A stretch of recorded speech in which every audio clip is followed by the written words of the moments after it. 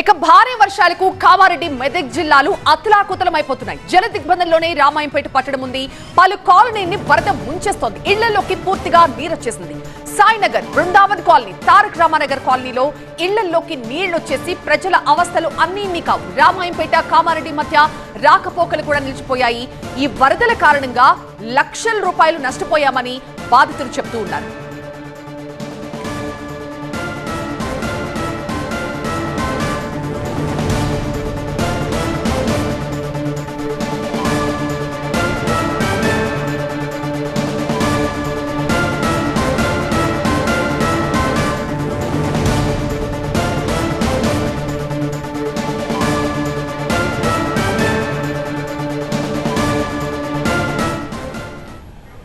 మా ప్రతినిధి శివతేజ ప్రస్తుతం మనకి లైవ్ లో జాయిన్ అవుతున్నారు మరింత సమాచారంతో. శివతేజ, ఏంటి సిచ్యువేషన్ చూస్తుంటే చాలా ఇంకా వర్స్ట్ అయ్యే అవకాశాలు ఏమైనా కనిపిస్తున్నాయా? అధికారులు ఏం చెప్తున్నారు? అండ్ ప్రజలకి ఇబ్బందులు లేకుండా ఏమైనా అక్కడ పునరావాసం కానీ సహాయక చర్యలకు కానీ అక్కడ బృందాలు ఏమైనా సిద్ధంగా ఉన్నాయా?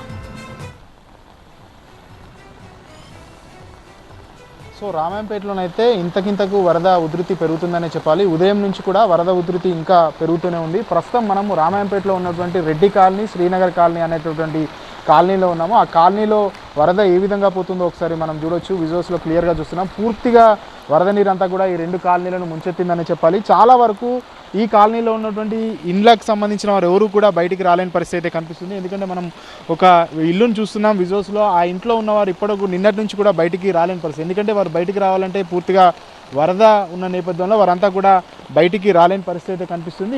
ఇక్కడే కొన్ని వెహికల్స్ కూడా మనం గమనించవచ్చు. వెహికల్స్, కార్ కావచ్చు, 2 ఆటోలు కావచ్చు, నీళ్ళలో చిక్కుపోయిన పరిస్థితి అయితే కనిపిస్తుంది. నిన్న ఇంకా ఎక్కువ ఉండేది, ఇప్పుడు కొంచెం తగ్గినప్పుడు కూడాను మళ్ళీ వరద ఉధృతి అయితే పెడుతుంది. ఇక నిజాంపేట మండల కేంద్రం ఉన్నటువంటి సోమయ్య చెరువు ఏదైతే ఉంటుందో ఆ చెరువు ఉధృతికి అక్కడ ఉన్నటువంటి రహదారి తెగిపోవడం జరిగింది. ఇక నస్కల్, నిజాంపేట 2 గ్రామాలకు కూడా రాకపోక నిలిచిపోయాయి. ఇక ఏడుపాయల అమ్మవారు కూడా మళ్ళీ జలదిగ్బంధంలోకి వెళ్ళిపోయిందని చెప్పాలి. ఎందుకంటే ఆలయం ముందు పెద్ద ఎత్తున మంజీరా నది ప్రవహిస్తున్న నేపథ్యంలో ఆలయాన్ని మూసివేయడం జరిగింది.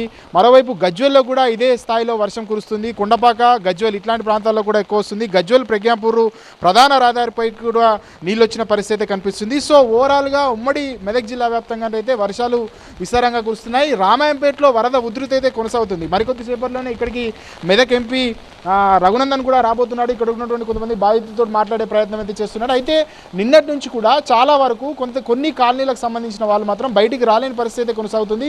చాలా కాలనీలో ఇదే పరిస్థితి కనిపిస్తుంది. ఏదైతే వరద ఉధృతి ఎక్కువ ఉన్న నేపథ్యంలో అందరూ కూడా ఇళ్లలోనే ఉండాల్సిన పరిస్థితి రామాయంపేటలో నెలకొందని చెప్పాలి. రైట్ శివతేజ.